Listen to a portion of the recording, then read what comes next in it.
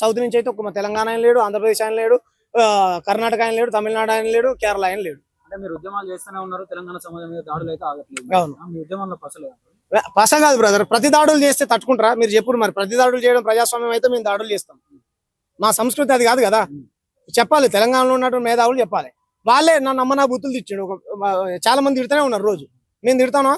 లేదు కదా. మీలాంటి జర్నలిస్ట్ మిత్రులు ఒక హక్కు ఉంటుంది, ఇండిపెండెంట్ జర్నలిస్ట్ అని.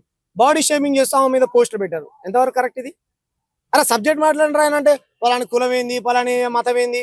కేసీఆర్ కూడా ఇట్లానే 2-3 సార్లు కౌంటర్ ఇచ్చిండు.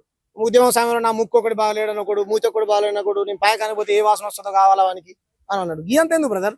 ఓ ప్రజా సమస్యని ప్రజలందరూ లేవనెత్తి ప్రభుత్వాల ముందు పెట్టారు. మీరు తెలంగాణ ప్రజల వైపు ఉన్నారా? మార్వాడి, గుజరాతీ, రాజస్థాన్ పెట్టుబడిదారులు పైసలు తీసుకున్న వైపు ఉన్నారా?